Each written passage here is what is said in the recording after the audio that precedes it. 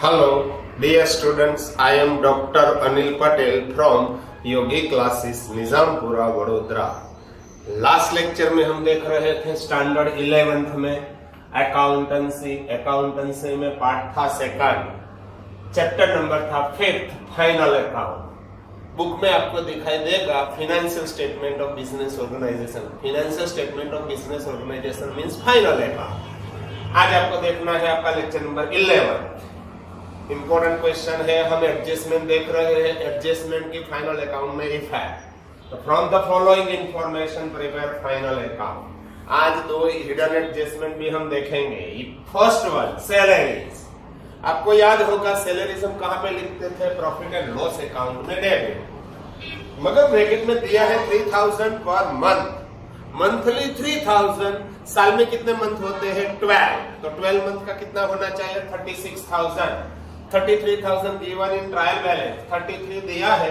It means outstanding salary है। Salary में adjustment है तो आपको ऐसा टिक मार्क करना पड़ेगा। याद रखिए मंथली 3000 यानी कि एनुअल 36,000 यहाँ पे होना चाहिए। 36,000 नहीं है, यदि कम है it means it is outstanding salary, तो आपको सैलरी में ऐड करना पड़ेगा। 36 करने में 3000 इज आउटस्टैंडिंग सैलरी। सेकंड है आपका इंश्योरेंस प्रीमियम 24,000। इंश्योरेंस प्रीमियम भी प्रॉफिट लॉस में होगा डेबिट। ब्रैकेट में दिया है paid for the year ended 30th जून 20। आपका साल कब कंप्लीट हो रहा है? 31 मार्च 20 को ईयर एंड है। यहाँ पे आपको दिया है 24,000 मगर 30th जून तक का है। इट मींस यहां से यहां तक का प्रीपेड है।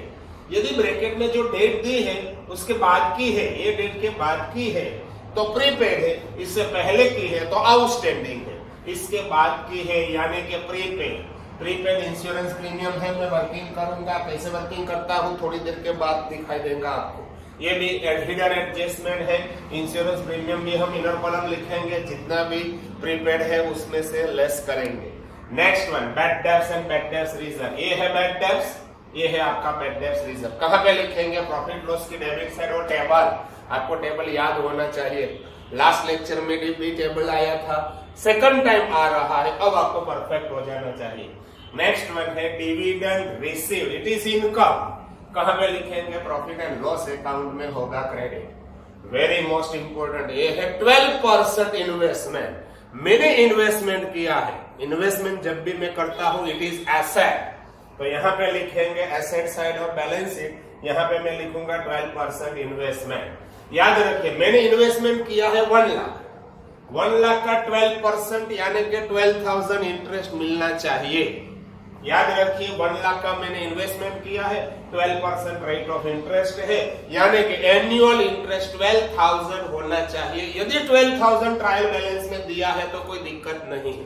देखिए next one interest received on investment. Interest दिया है 4,000, ये आपकी इनकम है। मैंने इन्वेस्टमेंट किया है तो मेरे को इंटरेस्ट मिलना चाहिए, मेरी इनकम है। प्रॉफिट लॉस में मैं क्रेडिट लिखूंगा, मगर कितना मिलना चाहिए? देखिए 12,000 अगेंस्ट ट्रायल बैलेंस में आपको दिया है 4,000।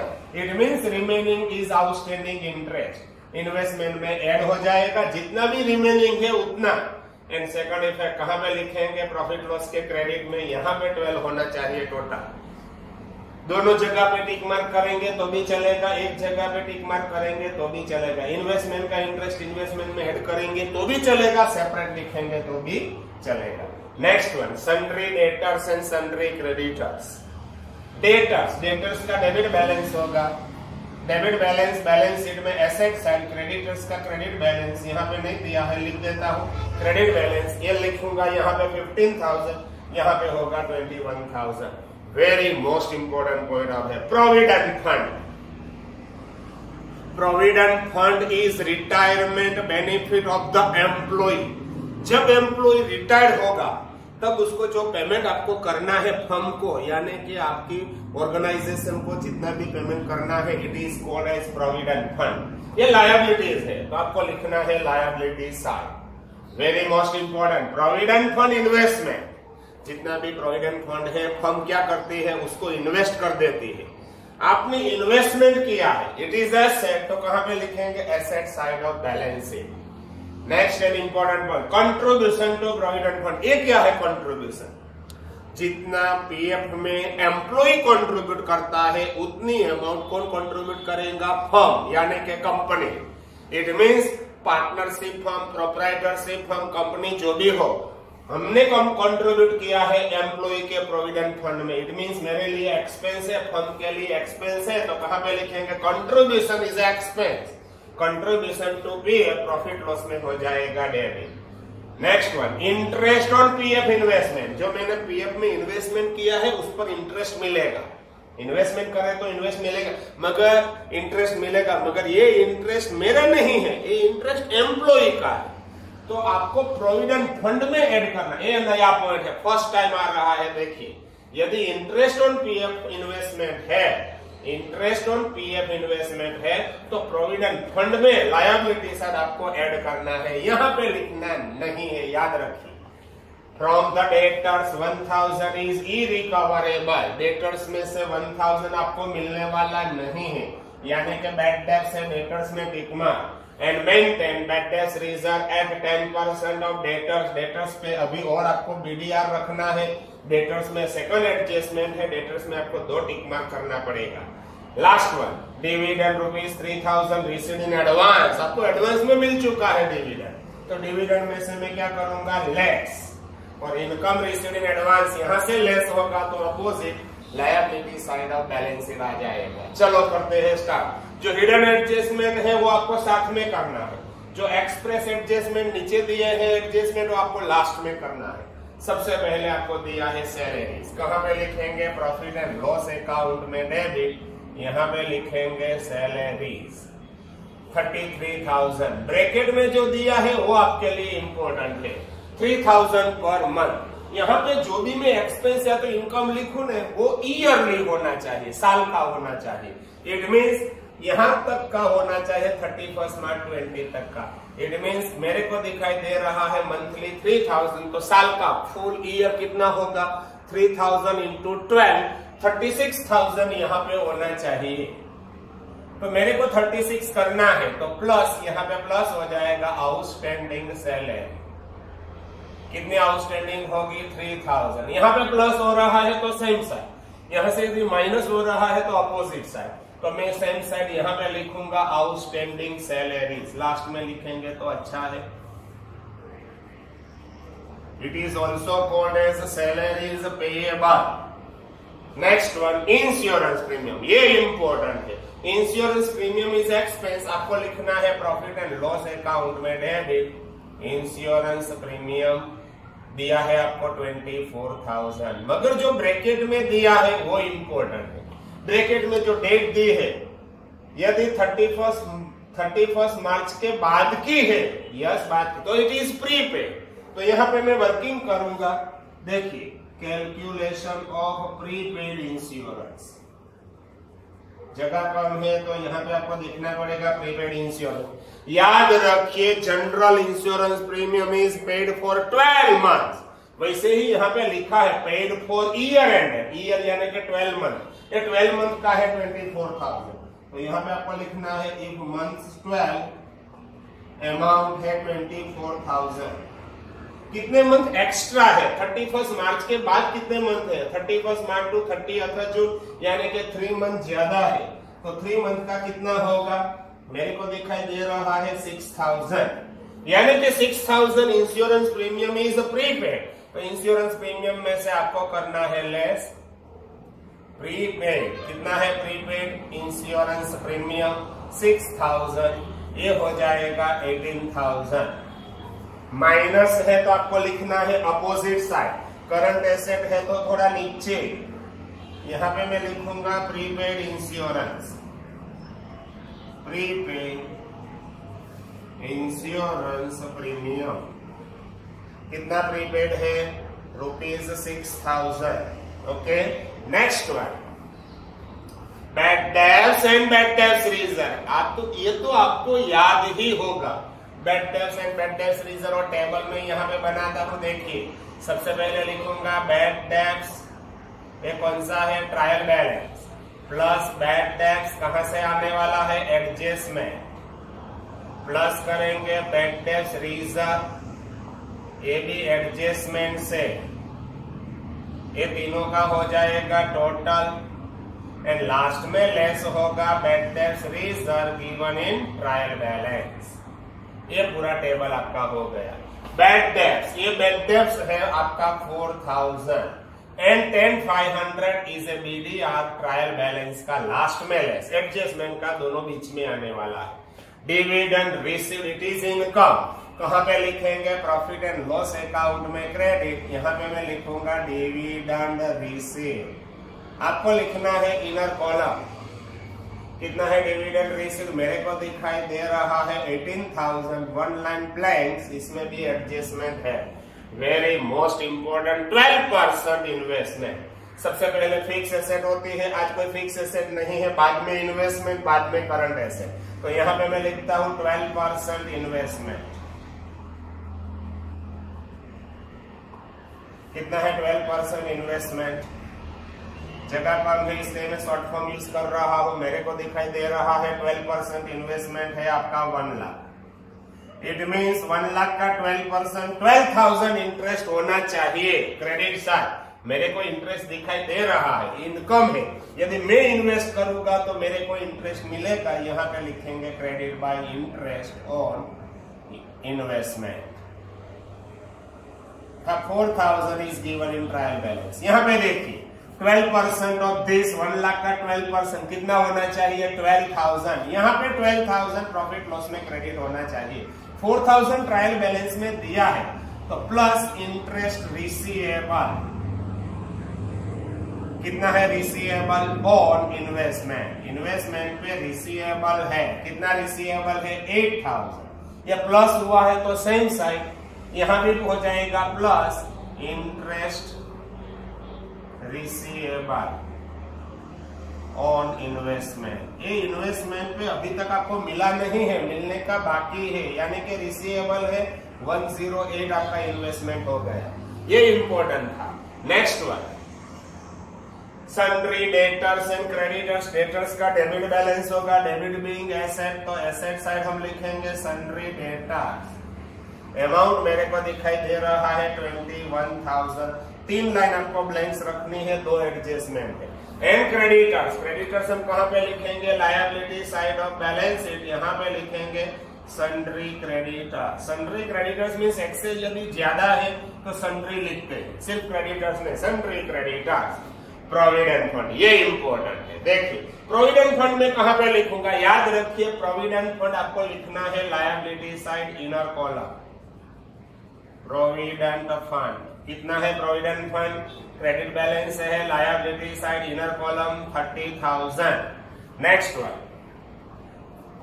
PF investment. मैंने इन्वेस्टमेंट किया है, it is asset. Asset side पे यहां पे लिखता हूं पीएफ इन्वेस्टमेंट। याद रखिए कोई भी इन्वेस्टमेंट हो, पीएफ इन्वेस्टमेंट हो, जनरल इन्वेस्टमेंट हो, इन्वेस्टमेंट इज एसेट, आपको लिखना है एसेट साइड। ये तो आपको याद रह जाएगा। PF investment asset side, PF provident fund आपको लिखना है liability side, and contribution to provident fund. याद रखिए कंट्रीब्यूशन टू प्रोविडेंट फंड यानी कि एक्सपेंस है, आप लिखेंगे प्रॉफिट एंड लॉस अकाउंट में debit contribution to PF. PF में आपने कंट्रीब्यूशन किया है 5,000। And last and important point, interest on PF investment. आपने पीएफ में इन्वेस्टमेंट किया है तो आपको इंटरेस्ट मिलेगा, मगर ये इंटरेस्ट आपका नहीं है। यदि आपका होता तो यहाँ पे लिखते, ये एम्प्लॉय का है, तो एम्प्लॉय का फंड में आपको ऐड करना पड़ेगा। प्लस करेंगे interest on PF investment. Amount दिया है 3,000, टोटल आपका पीएफ हो जाएगा 33,000। Next one, from the debtors 1,000 is irrecoverable. Debtors में से 1,000 इरिकवरेबल है, तो डेटर्स में से less, it is called as bad debts. 1,000 यहाँ पे हो जाएगा 20,000। ये 1,000 यहाँ से माइनस हो रहा है, तो अपोजिट एडजस्टमेंट का बैड डेब्ट्स आ गया है 1,000। आगे लिखा है maintain BDR at 10% on debtors. यहाँ पे आपको रखना है बीडीआर, कितना रखेंगे? 10%, यानी कि 2,000। 20 में से 2 हो जाएगा लेस, 18,000, ये 2,000 एसेट की वैल्यू डाउन, यहां से लेस है, प्रॉफिट लॉस में आपको लिखना है डेबिट, यहाँ पे हम लिखेंगे 2000, ये आपको टोटल करना है 4 + 2 7 + 1, यानी कि 4 + 2 6 + 1 7, 7,000 में से 10,500 लेस करना है। इफ पॉजिटिव आंसर है तो यहाँ पे लिखना है, इफ नेगेटिव यहाँ पे आपको लिखना पड़ेगा। देखिए 7,000 में से 10,500 आपको करना है लेस, तो यहाँ पे देखिए 7,000 माइनस 10,500, 3,500 नेगेटिव हो रहा, तो यहाँ पे नेगेटिव लिखने की जरूरत नहीं है, यहाँ पे पॉजिटिव, यहाँ पे लिखेंगे बाय एक्सेस बीडीआर, ज्यादा बीडीआर हो गया है, यहाँ पे ज्यादा है तो इस साइड आपको लाना पड़ेगा। ये नया पॉइंट है, यस्टरडे क्या हुआ था लास्ट लेक्चर में, यहाँ पे था क्योंकि पॉजिटिव है तो यहाँ पे इसमें से लेस करो, यदि नेगेटिव हो जाता है तो आपको करना पड़ेगा credit. Next credit receive, dividend 3,000 received in advance, ये डिविडेंड आपको जो रिसीव है इसमें से एडवांस रिसीव है, तो यहाँ पे लिखता हूं डिविडेंड रिसीव्ड इन एडवांस, कितना एडवांस में आपको मिल चुका है 3,000, तो यहाँ पे हो जाएगा 15,000, माइनस है तो क्रॉस, यदि यहाँ पे प्लस है तो सेम साइड, माइनस है तो अपोजिट साइड, यहाँ पे हम लिखेंगे डिविडेंड रिसीव्ड इन एडवांस, कितना एडवांस में मिला है आपको 3,000। बस ये एग्जाम्पल यहाँ पे आपका हो चुका है कंप्लीट। अब हम करेंगे नेक्स्ट एक और एग्जाम्पल, चलो करते हैं स्टार्ट। आपको देखना है बराबर कंप्लीटली, यहाँ पे ही देखना है तो आपको ज्यादा पता चलेगा। आप प्रॉपर वे से कंसंट्रेशन नहीं करेंगे तो आपको पता नहीं चलेगा। याद रखिए नेक्स्ट क्वेश्चन के लिए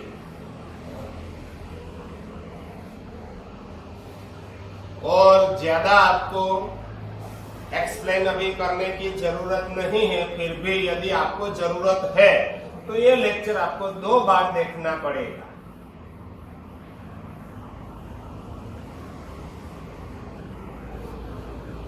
देखिए चलो करते हैं हम स्टार्ट। सबसे पहले ऑफिस रेंट, ब्रैकेट में लिखा है ₹5,000 पर मंथ,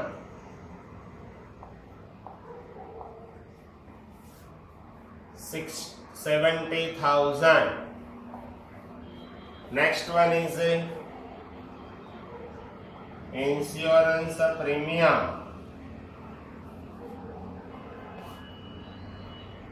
इंश्योरेंस प्रीमियम की जगह पे चेंज करते हैं कुछ, commission on sales 12,000। Next one bad debts and bad debts reserve,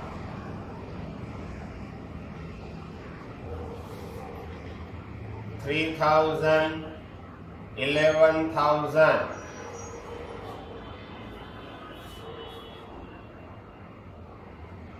Provident fund and invest PF and PF investment, PF यानी के provident fund,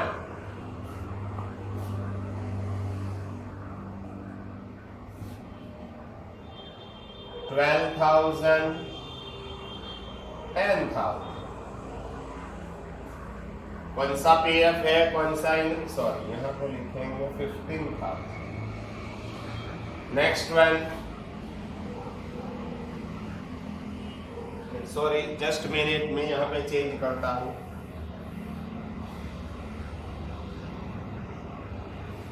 PF investment and interest on PF investment. PF investment है suppose 15,000, इंटरेस्ट है 1,500। Next one, contribution to PF and PF 2,000, यहाँ पे लिखेंगे 17,000। Next one, debtors and creditors.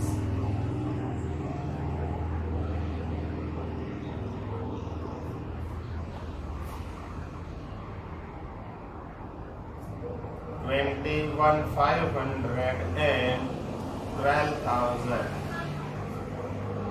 Next one, 15% investment in government security, 1 lakh.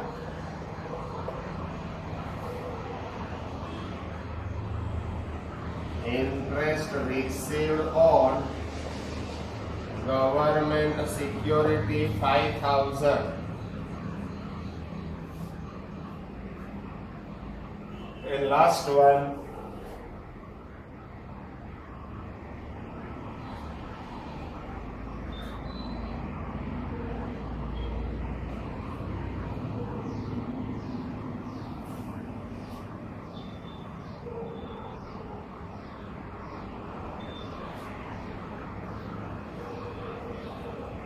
discount received 8,000 from the debtors. 1,500 is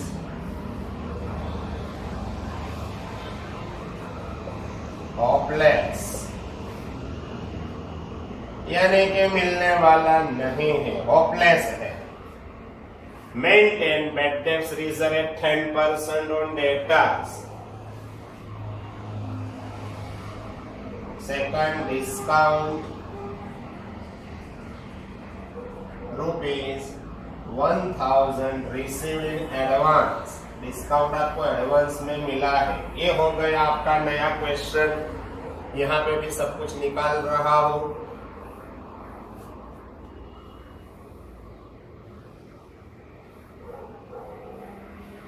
second बाद में मैं लिखूंगा तो आपको ज्यादा पता चलेगा। डायरेक्ट आपको इसमें ही जब एक्सप्लेन करूंगा तो आपको पता नहीं चलने वाला।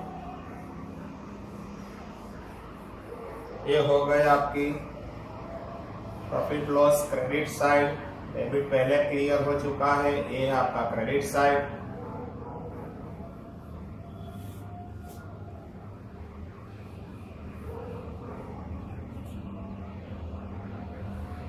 Balance sheet asset side.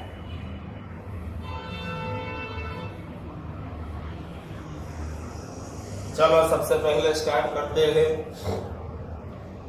Office rent. Office का कोई भी एक्सपेंस हो, सेलिंग एक्सपेंस हो, फाइनेंशियल एक्सपेंस हो, आप लिखेंगे प्रॉफिट लॉस में डेबिट। ब्रैकेट में लिखा है 5,000 पर मंथ। मंथली 5,000 तो साल का कितना होगा? 12 मंथ का 60,000 होना चाहिए। कितना दिया है? 70। यानी कि ऑफिस रेंट में प्रीपेड है। ऑफिस रेंट में आपको करना है टिक मार्क। कितना प्रीपेड है? मेरे को दिखाई दे रहा है 10,000 ऑफिस रेंट इज प्रीपेड। तो ऑफिस रेंट में से आप करेंगे लेस। यदि आउटस्टैंडिंग है तो आपको करना है ऐड। प्रीपेड है तो आप करेंगे less.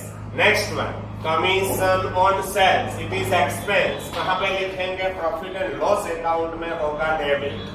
Bad debts and bad debts reserve, याद रखिए bad debts bad debts reserve. यहाँ पे हम टेबल रखेंगे। प्रॉफिट लॉस की डेबिट साइड आपको टेबल याद होगा।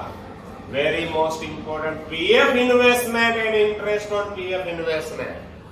मैंने इन्वेस्टमेंट किया है, इन्वेस्टमेंट का बैलेंस डेबिट होगा। कहां पे लिखेंगे? इन्वेस्टमेंट लिखेंगे asset side of balance sheet. PF investment, ये investment 15,000 and interest on PF investment. PF में जो आप इन्वेस्टमेंट कर, पीएफ का जो आप इन्वेस्टमेंट करते हैं उस पर जो इंटरेस्ट मिलता है वो आपकी इनकम नहीं है। यदि आपकी इनकम होती तो यहाँ पे लिखता।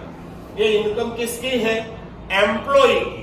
तो ये मेरे लिए लायबिलिटीज है। तो लायबिलिटी साइड आपको पीएफ में ऐड करना पड़ेगा। यहाँ पे नीचे दिया है पीएफ। नेक्स्ट है contribution to PF and PF. Contribution यानी कि आपने पीएफ में कंट्रीब्यूट किया है, ये आपके लिए एक्सपेंस है। एक्सपेंस डेबिट होगा तो यहाँ पे लिखेंगे contribution to PF. And provident fund, provident fund employ का होता है। आपके पास है मगर जब एम्प्लॉय रिटायर्ड होगा तब आपको एम्प्लॉय को पेमेंट करना पड़ेगा, तो उसका बैलेंस क्रेडिट होगा। ये हम लिखेंगे लायबिलिटी साइड। तो यहाँ पे आपको पहले आपको ये लिखना है, बाद में इन्वेस्टमेंट वाला पॉइंट लिखना है।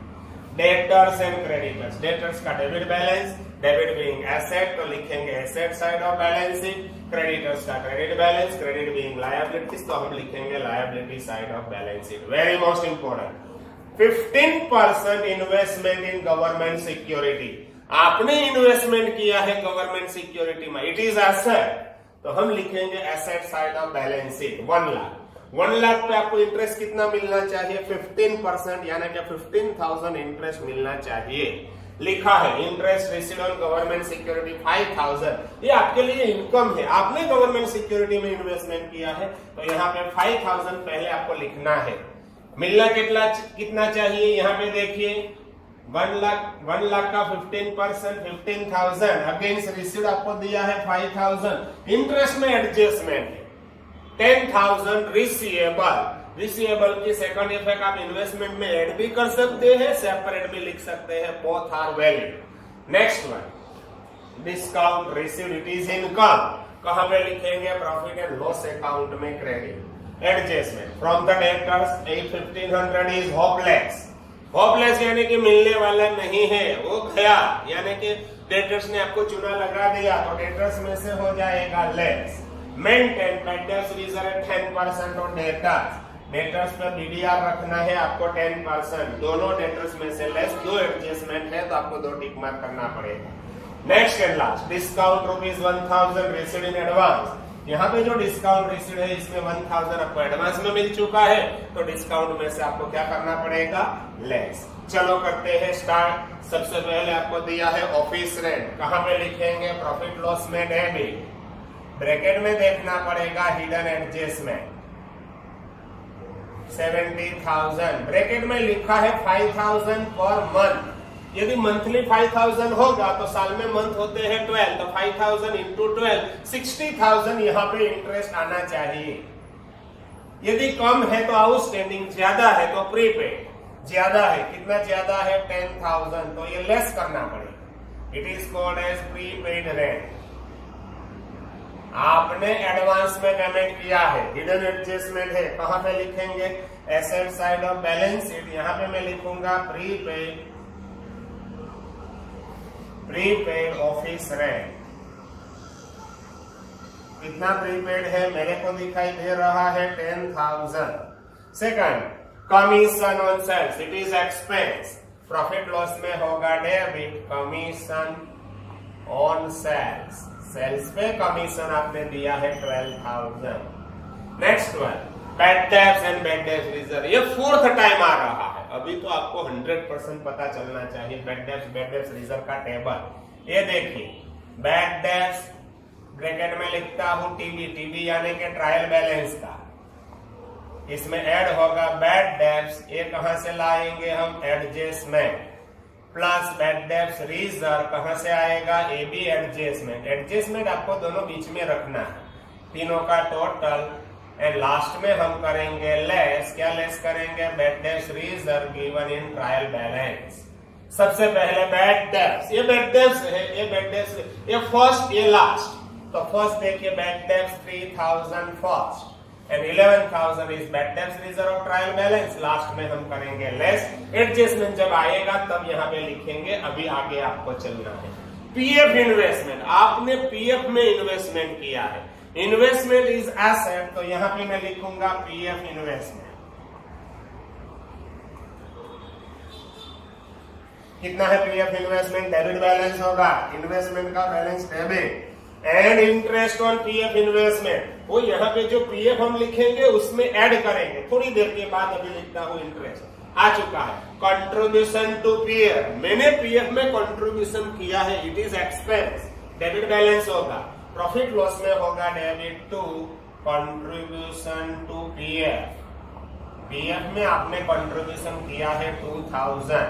नेक्स्ट दिया है प्रोविडेंट फंड, पीएफ, कहां पे लिखेंगे? Liability side of balance sheet, ये देखिए provident fund, inner column credit balance है, वो प्रोविडेंट फंड है 17,000, ये मैंने बाकी रखा था इंटरेस्ट ऑन पीएफ इन्वेस्टमेंट। आपने पीएफ का इन्वेस्टमेंट किया है तो उस पर आपको इंटरेस्ट मिलेगा, मगर ये आपकी इनकम नहीं है, ये एम्प्लॉय की इनकम है। तो कहां पे ऐड करेंगे? एम्प्लॉय का पीएफ यहाँ पे है, इसमें आपको ऐड करना पड़ेगा plus interest on PF investment. कितना इंटरेस्ट आपको मिला है? 1500। तो टोटल पीएफ कितना हो जाएगा? 18,500। Next one, debtors and creditors. ये डेटर्स है, debtors asset side balance sheet, तो यहाँ पे लिखूंगा डेटर्स। अमाउंट मेरे को दिखाई दे रहा है 21,500। 2 लाइन आपको ब्लैंक्स रखना है, 2 एडजस्टमेंट है इसलिए। क्रेडिटर्स, क्रेडिटर्स लिखेंगे liability side of balance sheet, creditors. Amount आपको दिया है 12,000। Next one, 15% investment in government security. आपने इन्वेस्टमेंट किया है, तो इन्वेस्टमेंट किया है तो एसेट साइड यहां पे लिखूंगा 15% इन्वेस्टमेंट इन जीएस, यानी कि गवर्नमेंट सिक्योरिटी। आपने इन्वेस्टमेंट किया है 1 लाख। याद रखिए 1 लाख का 15% यानी कि 15,000 आपको इंटरेस्ट मिलना चाहिए। दिया है interest received on government security, कितना दिया है? 5,000।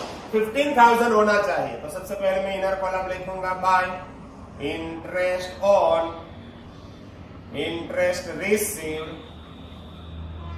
On government security 5,000। यहां पे देखिए गवर्नमेंट सिक्योरिटी में मैंने इन्वेस्टमेंट किया है 1 लाख का 15% के हिसाब से इंटरेस्ट होना चाहिए 15,000। तो यहाँ पे मेरे को लिखना है 15। इसमें से 5,000 ऑलरेडी मिल चुका है, तो remaining 10,000 outstanding interest. It means ये इंटरेस्ट आपको मिलने वाला है। प्लस हुआ है तो सेम साइड एसेट साइड यहाँ पे ऐड करेंगे तो भी चलेगा, सेपरेट लिखेंगे तो भी चलेगा। Outstanding interest on GS government security पे कितना आउटस्टैंडिंग इंटरेस्ट है? 10,000। तो ये हो जाएगा 110।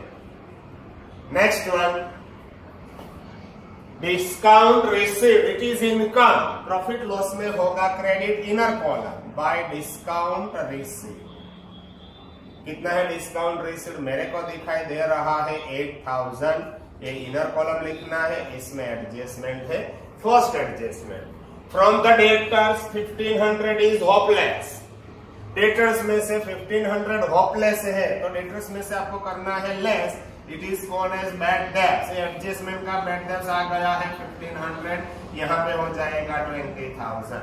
ये 1500 at bad debts of adjustment, यहाँ पे हम लिखेंगे bad debts 1500।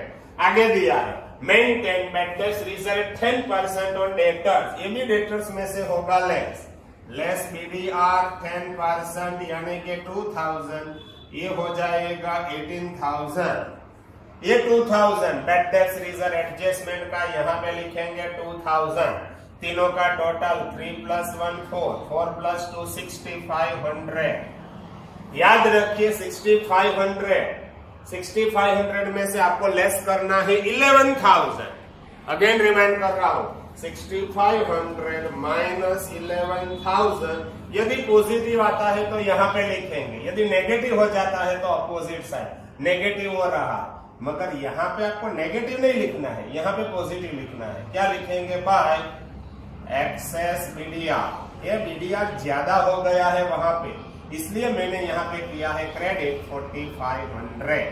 Next adjustment, discount ₹1,000 received in advance. यहाँ पे जो डिस्काउंट आपको मिला है इसमें से less received in advance. Advance में मिला है, कितना एडवांस में मिल चुका है?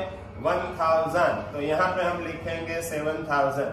यदि यहाँ पे प्लस होता है तो सेम साइड, माइनस हो रहा है अपोजिट साइड, तो यहाँ पे लिखेंगे discount received in advance. Received in advance, कितना एडवांस में मिला है आपको? 1,000। ये आपका एग्जाम्पल यहाँ पर हो चुका है कंप्लीट। यहां से आगे नेक्स्ट लेक्चर में हम करेंगे नेक्स्ट एग्जाम्पल। ये लेक्चर यदि आप 2 बार देखेंगे तो आपको ज्यादा पता चलेगा। तो ये लेक्चर आपको देखना है 2 बार। Okay, bye bye.